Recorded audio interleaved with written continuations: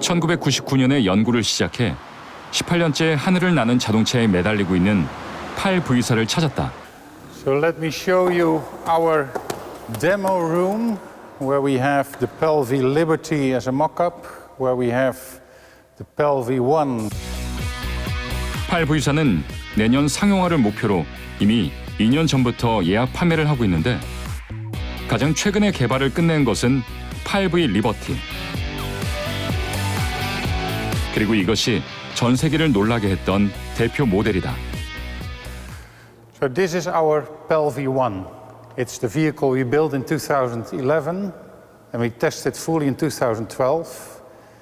It can fly and it can drive, and we built it as a proof of concept, which means to prove the technologies, so the whole folding, the tilting, all the basic technologies which are in our product.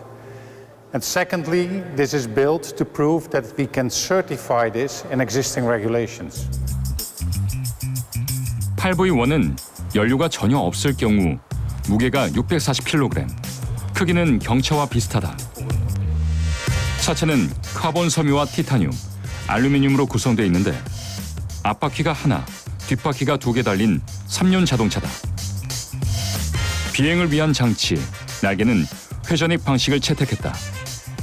양력을 이용하는 날개와 엔진에서 동력을 전달받아 움직이는 프로펠러가 달린 이중 구조다.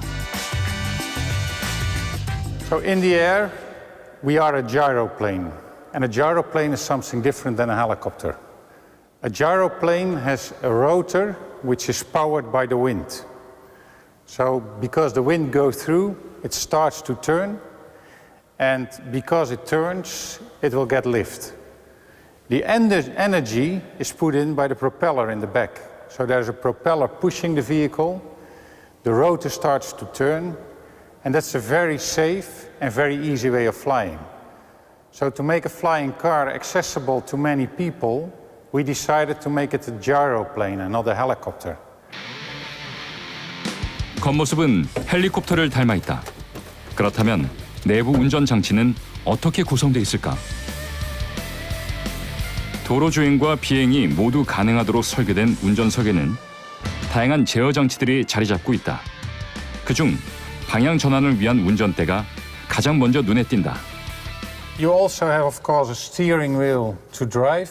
So those are all like you are used to with your car. When you fly, you use throttle down here, push it forward and your propeller starts to turn faster, push it backwards, it's slower. And you have a stick which then operates the rotor. So with the stick and the throttle, you do all the flying. With the car controls, you do all the driving. We have different controls for flying than for driving.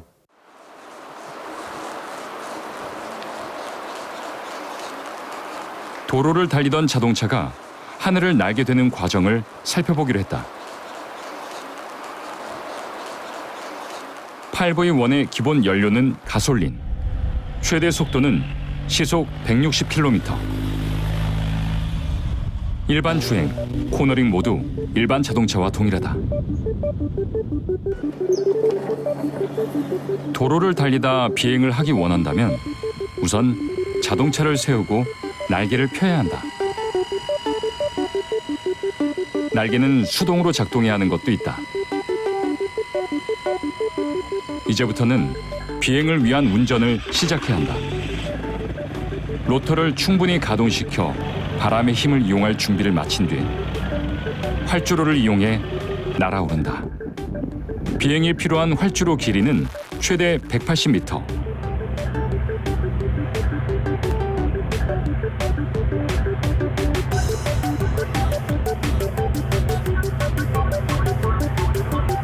비행 시 최대 속도는 시속 180km. 일반 자동차보다 느리다. 최대 비행 거리는 500km로 알려져 있다. 먼 거리를 오가려면 땅에 내려 주유소에서 연료 공급을 받아야 한다. 착륙할 때는 이륙할 때보다 수월하다. 활주로가 30m만 있어도 가능하기 때문이다.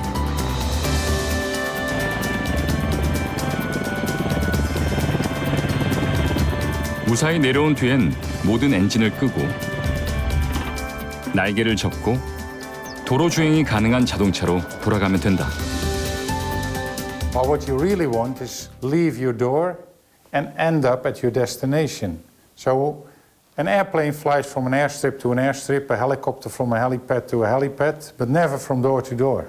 So we started to develop a driving airplane or a flying car, so you can take it from your garage, fly it to the next place and then drive it to your destination.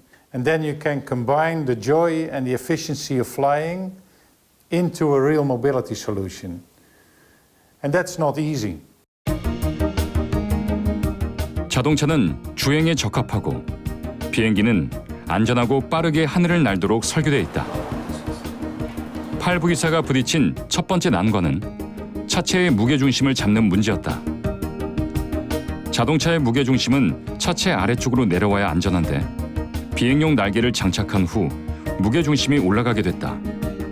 무게중심이 맞지 않는다면 자동차로도 비행기로도 사용이 불가능하다. 팔부기사 기술 담당 최고 책임자인 마이크는 3년이 넘도록 이 문제와 씨름해야 했다. In driving mode, you want to have a low center of gravity because that's really important for stability on the road, especially if you do rapid lane changes and those kind of things.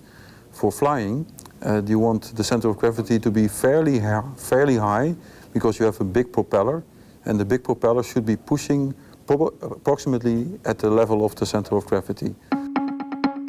2005년 컨셉카를 만들어 실험할 당시 코너를 돌 때마다 옆으로 쓰러졌다. 이때 주목한 것이 자동차 바퀴와 랜딩 기어를 연결하는 부위. 운전을 할 때는 아래로 내려와 코너를 돌 때 중심을 잡아주고 비행을 할 때는 위로 올라가서 가볍게 날 수 있도록 도와주는 새로운 장치.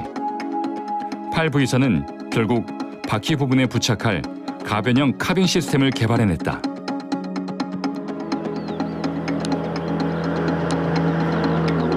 주행 모드일 때와 비행 모드일 때 운전 방법을 바꾸면 카빈 시스템이 작동한다. 새로운 기술의 적용으로 무게중심은 해결했다. Yeah, so we use two engines, one for driving and both engines for flying. We have developed a special gearbox, and the gearbox is coupling the power of the drive engine in drive mode to both rear wheels via a normal gearbox and a clutch system.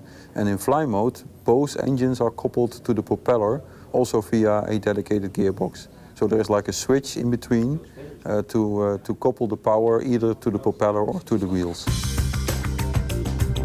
연구진을 괴롭힌 또 하나의 문제는 바로 엔진이었다.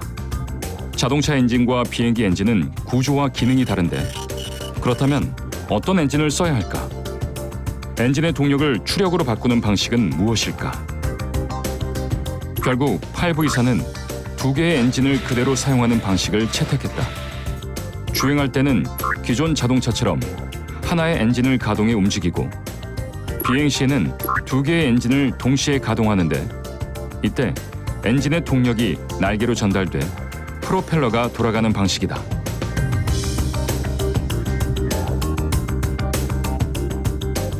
So the good thing is we have two of them, one driving and both for flying, and that gives an additional safety. If one fails, you still have the other one pushing the propeller, and you can have a very big area where you can land. They are fully certified for aviation, redundant, so very, very safe, and they are maintained in all countries in the world because it's the standard in aviation.